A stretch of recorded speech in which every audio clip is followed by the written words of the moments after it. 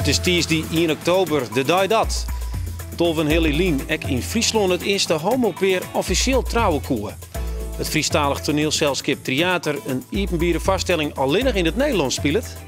En dat deze tweet net verstuurd wordt.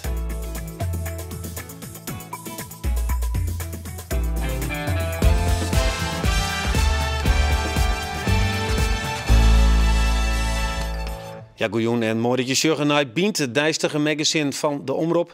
De klant is koning. Dat is altijd wat je verwacht je als je in een restaurant holpen worden of dat je op het gemeentehuis komt. Maar is dat nog wel zo? Een stukje appelgebak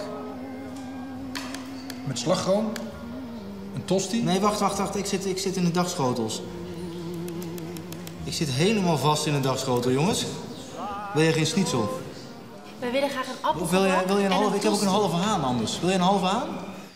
Ja, wat je dus net van dat Geesje Duursma bij je komt. Deze onderneemster is hier aan de gast en wil het hebben hoe die klantvriendelijkheid. Ja, dat er prachtige vrouwen uit Friesland komen, dat weten wij. Zonder het succes van topmodel Doutzen Kroes. Maar dat uit die Frieske geen echt super knappe kerels komen kennen, dat wisten we eigenlijk nog net. Nou ja, we hebben zelfs ons eigen Arjen de Boer die hier ook wel eens zit. Maar vreedstenen Jeffrey Heidsma en Jan de Waard in de finale van de meest prestigieuze modellenwedstrijd van de wereld. De Elite Model Look. De winnaar krijgt een prachtige carrière, denk ik. Of net heren. Welkom. Welkom. Ja, spannend. Vreed zit het te gebeuren. Jeffrey, ik begin met jou. Ja. Ja, dat is een heel paard wat je hem al lezen moesten. Waarom woon je hem eigenlijk die topmodel worden? Waarom heeft er een mooi doen aan die wedstrijd? Nou, ik wil kijken van of ik het echt in me had om het top te kunnen bereiken. En dit is voor de meeste mensen een goede opstap om een goede internationale carrière tegemoet te komen. Ja, want die wedstrijd, daar hebben ik een heel soort oren vrouwelijke toppers vooral nog mooi die. Giselle Bündchen ook, Lara Stone, Cindy Crawford. En als je het nou winnen, wat gebeurt er dan mooi? Ja, een belangstelling. De hele wereld kijkt naar je. Ja, dat is mooi. Jan, hoe ziet het bij jou? Wanneer wat voor jou ontdekt dat ze zien die zijn van, Jan, dat is eigenlijk wel een leuk opke. Ja, mijn moeders die zei het al vroeger al. Al toen ik een jaar of 15 was, denk ik. Van, ik moet het eens proberen, maar ik hield me er toen helemaal niet mee bezig. En nou, eigenlijk vorig jaar tijdens kerst aan tafel met de hele familie. Toen zei ze van, nou, dat kan je wel. Dus, maar wat kan jij wel? Ik bedoel, de best... Ja, die zuster zo uit, maar wat moet je kunnen? Ja, wat moet je kunnen? Ja, je moet jezelf kunnen laten zien. Gewoon daar gaan staan en zeggen, hier ben ik. En dit heb ik. En zo... Dat is wel eng, denk ik, of net? Het is zeker wennen, ja. Al die aandacht dan in één keer. Ja. Hey Jeffrey, dan komt er dus een moment, dan worden die wedstrijden uitschreeuwen. Voor het eerst heb ik man erbij. Ja.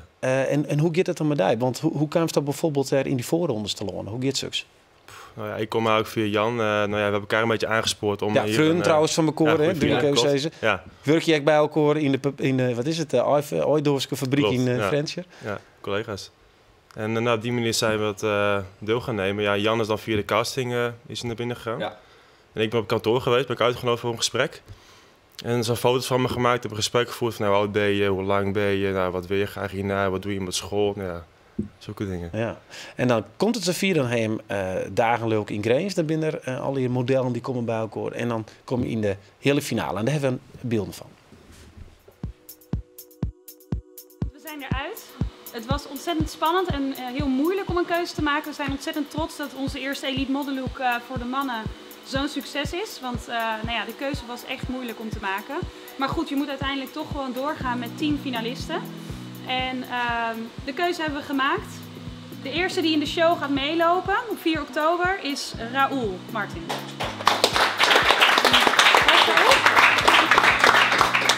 Nummer 4, Stijn. De allerlaatste die mee gaat doen in de show op 4 oktober is... Spannend. Waar zit hij? Jeffrey! Oh.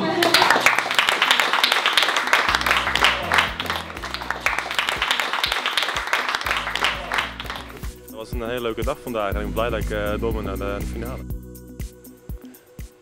Ja, dat wisten dan al die man, al die modellen. Hey Jan, lees eens even uit. Wat gebeurde er op die dag, die hele finale? Ja, we moesten, wat moesten er zijn? Een uurtje of 1 moesten we daar zijn. En we moesten eerst wachten tot de vrouwen klaar waren. Dus toen Nou, zag je dus wie er allemaal door waren. Zit wat leuke vrouwen ertussen?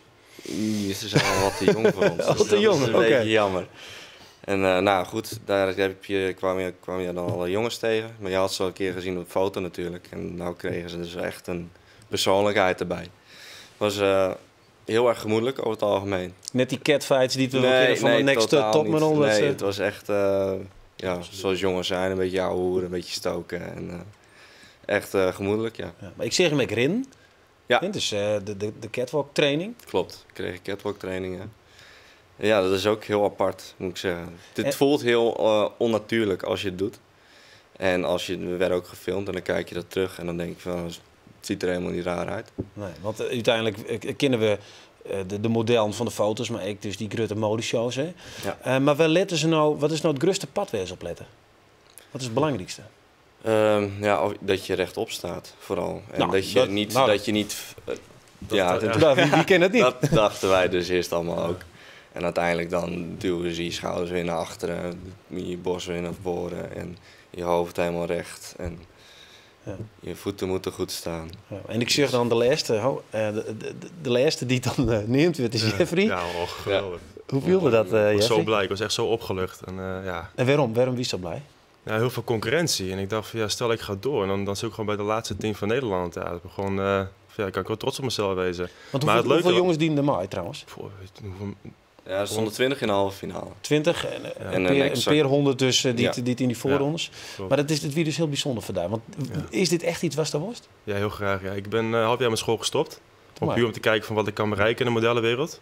Dus dan zit gewoon een goede opstap, wat ik net ook al zei. Dus nu kan ik het wel laten zien. Vrijdag is het moment om het te laten zien wat je in je hebt. Ja, vreed. Het wordt heel spannend. Maar eerst nog even naar dat uiterlijk. Hè? Is dat altijd nog belangrijk voor de West? Uiterlijk, je bent ermee geboren. Hè? Ik bedoel, ik kan er weinig doen hoe je eruit ziet. Ja, maar die hier zit net, zie je hem heel leuke kleren aan. Ja. Maar je doet er nu wel alles aan om goed voor de dag te komen. Wat is dat dan? Niet op stap gaan. Nee? Dat is een hele opgave. Ja, wat ook leuk is, niet drinken. Belangrijk. En waarom is dat belangrijk? En voor mezelf, want ik voel mezelf veel fitter. Dus dan raak ik geen alcohol meer aan. Nee, klopt. Ja. Want de meesten zeggen dat dan in die zitten. Laten we even zien naar een paar foto's van Jim die te maken werden. Is dat heel dreig? Jeffrey, dit is die van mij. Wat is de opdracht hier? Want ik vind die een beetje leuk in. Zo van, hey, daar heeft mijn bier pikt, jou het waarom. Maar wat is nou de opdracht? Ja, je moet heel serieus kijken. Een beetje doordringend proberen te kijken. En wat denk je dan als dit dorst? Ik ben puur gefocust op de camera. Ik denk er niet heel veel, moet ik zeggen hoor. Ik denk niet heel veel. Ja, puur staan, je gaat focussen, je moet op de foto. Het is Jan. Jan, wat toch staan? Ja, we moesten daar, dit was vlak nadat we te horen gekregen hadden dat we naar de finale gingen. Ik kreeg een shirtje aan, moesten snel naar buiten, foto maken. En het was niet zo. Ja, deze vind ik, en dit is volgens mij net eens een foto die het echt als zo'n specifieke modellenfoto bedoeld is. Maar dit is het laatste shot van Jim. Ja. Maar dit is wel een mooi, toch? Of net? Hoe vies die? Waarom is hij goed? Ja, gewoon, het is in the moment.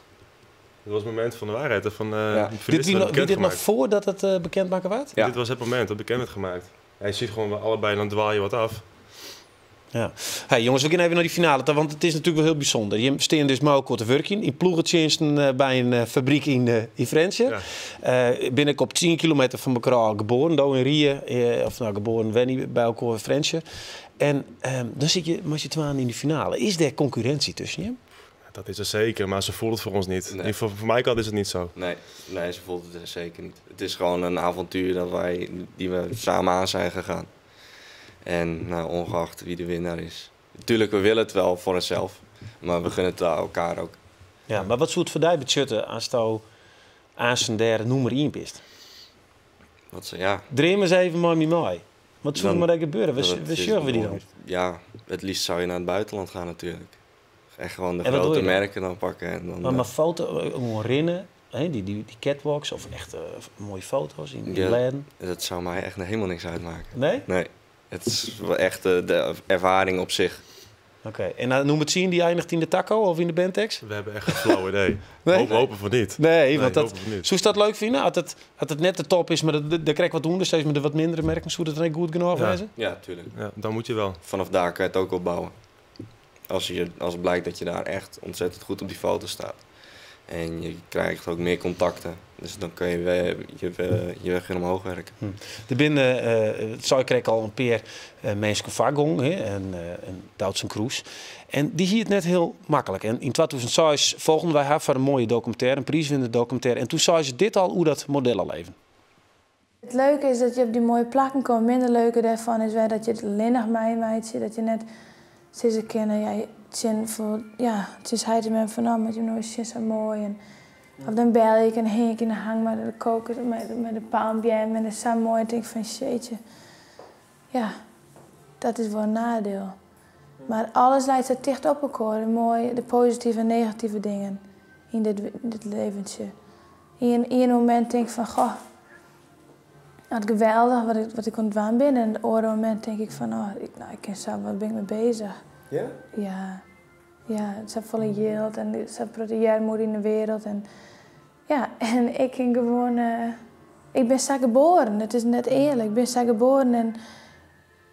Maar ja, ik ken de goede dingen met doen, dat denk ik maar wel. Jan, voorbeeld van jij? Zij? Nou, het is voor ons wel... echt een Fries die het ook ver heeft gemaakt. Ja, en nuchter. En dat ben je beide, denk ik. Nou, even hier rond de vraag werden, maar de jury voor hem kiezen? Ja. Vind je man moeilijk, hè? Dat zijn echt moeilijke vragen, ja. Ja, kom op. Waarom zouden ze voor hem moeten kiezen? Ja. Hij heeft wel een goede kop. Nou, en Jeffrey? Ja, ik vind een goede kop hebben, daarom moest ik meedoen. Ja. Vond ik. Dus, ja, een goede kop, maar er zit nog wat meer bij. Fotogeniek. Oké. Jongens, succes. Goed, dankjewel. Maar er zit een mooie dag van. En Freed is dat te zien via het YouTube-kanaal van Elite. Dus dan kunnen we dan volgen hoe die man doorgaat. En of we misschien wel weer een nieuw topmodel in Friesland hebben. Het is de mannen van het Frieske boek. En de jest is ook begonnen. Bient gaat daarom deze week alle dagen op visite bij een dichter. We fluisteren je de dichter het woord jest in teer en sjoggen dan wat we waarom krijgen. Je hoort even bij Anne Veddema uit Ljouwert. Anne Veddema had oorlog hier in Duitsland zitten. Waarom wie dat eens? Ja, spinazie, een pannenkoekje. Nou, lekker. Maar het was echt een heel grote wensdream van mij. Want ik wil wel gauw zien in Berlijn, gewoon even. Ik hier wat stiepen kregen, ons mem wie verstaan en het huis wie verkocht. Wist wel, nou, ik hier een bufferke. Maar ik dacht, als ik het nou net dacht, dan komt het er net meer van. Om ook voor reden dan ik wist wel. De kist ik zag vallen. Zijn laatste bondel op mijn stierbed wil ik Tata had er ik in Duitsland skreun. Als ik ze jest, wat zei je dan? Shuttlebuske, Krakau, Auschwitz, Birkenau. Van hostel naar Holocaust in de Shoah shuttlebus. Mijn optochte dichtershumor. Het grut delbadgen is begonnen. Bezwaarder, de moed mager romjend. Zwier verliezen, hingend in het nijen. Maar mijn mem, die ben in Rotterdam, maar die is alles kwijt, alles. Ik kan nou net zeggen, het had wel een rol spelen, maar het is net... het is net tekenen? Ja, nou tekenen net. Nee, dat net. Maar het had wel wat lien uitzetten, laat ik het zo zeggen. Vrouwen die het nou jachtdieren uit elkaar schouwen. Kleen van venzenen, verticalen op lietsbeeld. Boetenbjerken, witte lien in zwarte Poolse groen. Ik denk dat ik een van de laatste generaties ben die de oorlog nogal meekregen had van hoe het uit. Ik ben wel heel verrotte vaak over de oorlog, ja. Dus ik ben wel grutbracht eigenlijk met die oorlog. Letter in Birkenau volg je mijn eigen treinspoor naar de horizon. Het is min 10. Gloepend koude eerste wien. Toen dacht ik van nou, ja, moet ik nou wel naar Auschwitz? Het is dichtbij. Ik denk, nou, als voor jou ik het mezelf ook net door een periode dat ik het net west ha. Maar daar zit er middenin. Nou, dat is wel heel apart. Maar het is wis, geen geld die ik viel. Zolang ik net sterren zil, libbene frissel, gieselet mijn ziel. Morgens joggen we in Heuns bij Elmar Kuper. Zien wat hij zei op het woord jest. En Elmar, wat vond je van het gedicht van Orne? Hij zit even in dat strafkamp en tegelijkertijd is er ik net. Of zo, in een hele apart vers. Ja. Lang wacht je op je eten. Uitvoeteren worden terug een serveerster. Nou, een vakantie in Frankrijk denk ik zelf dat dat eigenlijk best wel normaal is. Als je in een winkel komt of bij een restaurant. Maar daar moet je net mee omkomen bij mijn volgende gast. Zij traint ambtenaren en horecapersoneel om gastvriendelijk te wezen. En willen wij u een beetje onderskieren in deze toeristische provincie? Nou, dan maken we nog flink onderslag.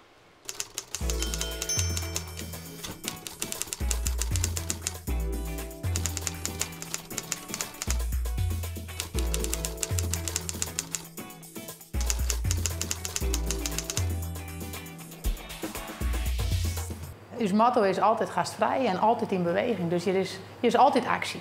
Van jaars jou wachten bewierpen. Dan kunnen de meesten nog eens koffie drinken. En dan gaat dat terug dat jongens zeggen, nou ja, we worden jou wat over. Ik heb heel soort energie, daar ben meesten worden ik wel zo wurg van.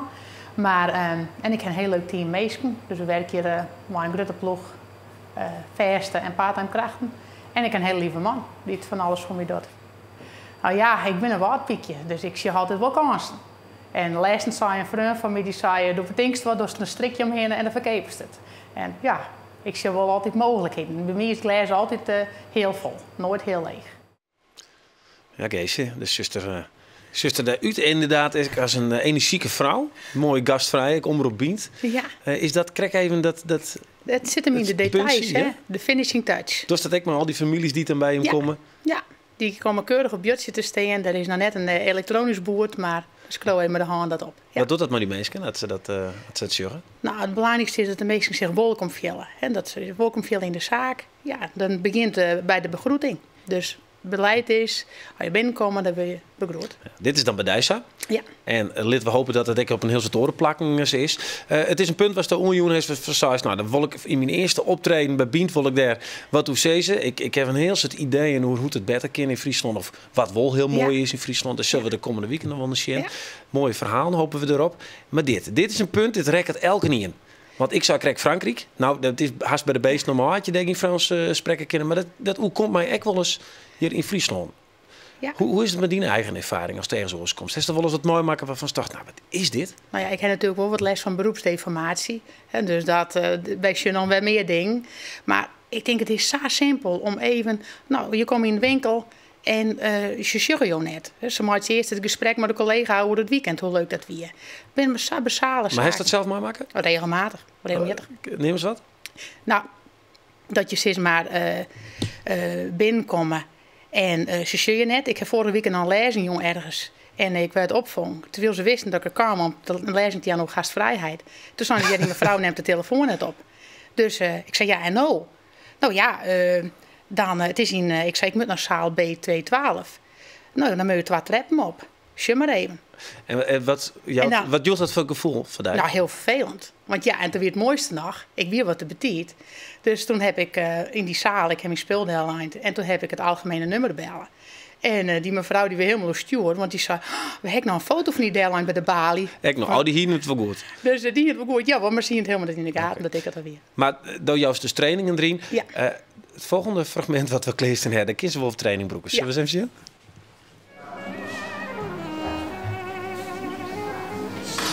Nou, die komt er zo aan, hoor. Nou ja.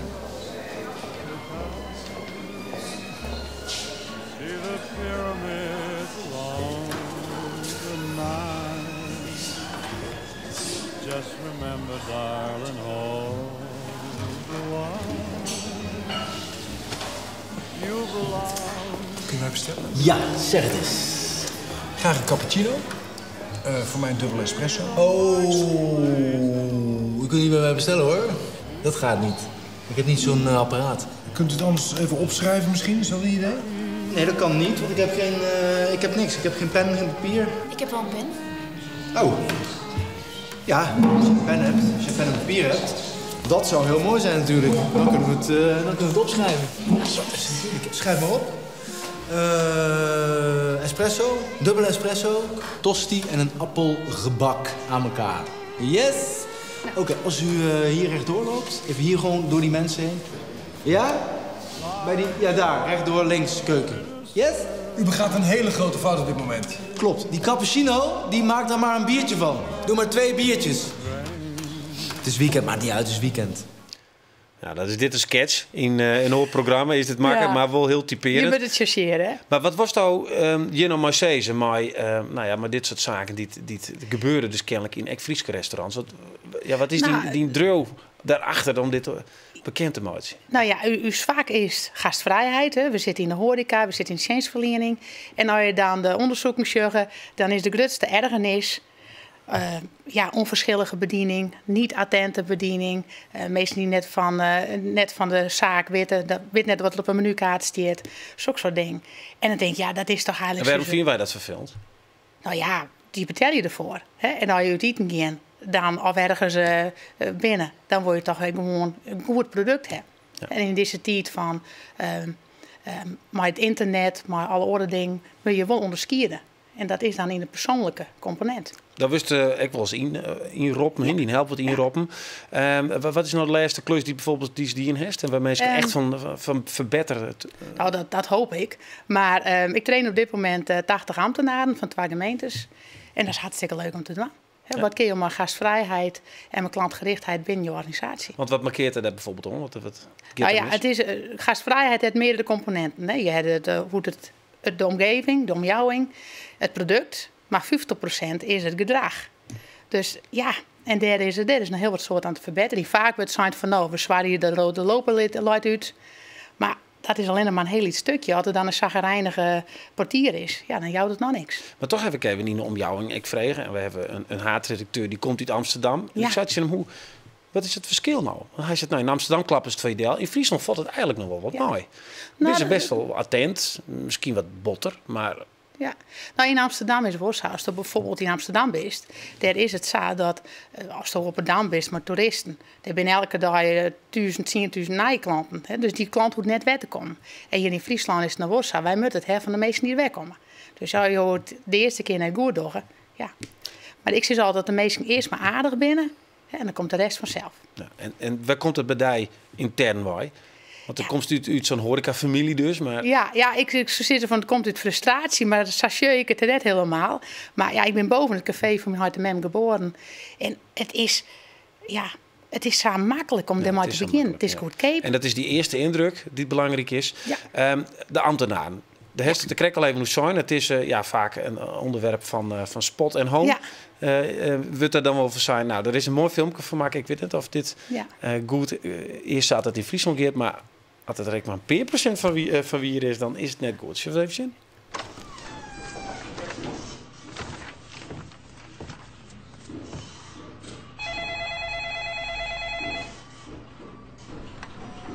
Goeiedag. Kan iemand van hier met mij even helpen?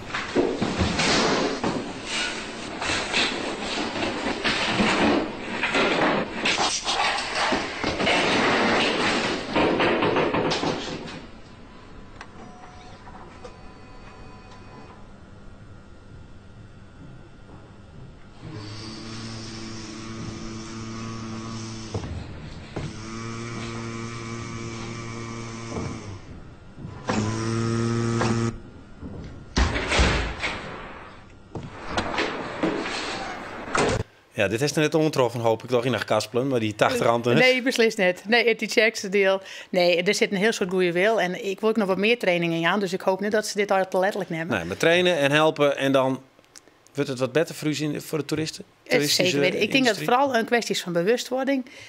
Heel soort mensen zitten van zichzelf van, ik ben toch gastvrij, dat is voor mijn buurman of in die winkel, daar moet ze op training. Maar als je er gewoon even van bewust wordt van hoe doe ik dat nou in de praktijk. En het motto van de plaats is behandel de gast zoals je zelf behandeld wilt worden. Nou. Simpel. Tegen dank. Gedaan. Ik hoop dat de gast vrij weer. Ja, morgen is Bient te weer. En morgen hebben wij in Bient een exclusief interview met de familie Lemmens uit Makkengeer. Haar zoon Mark, wie in juni een van de dierlijke slachtoffers bij het Donk-Silo-drama op haar plaats. We zorgen waarom op die verschrikkelijke dag, maar wichtiger nog voor de familie zelfs. Hoe kan dit in de toekomst voorkomen worden? Dat is morgen in Bient. Van nou nog een noffelijke jong verder.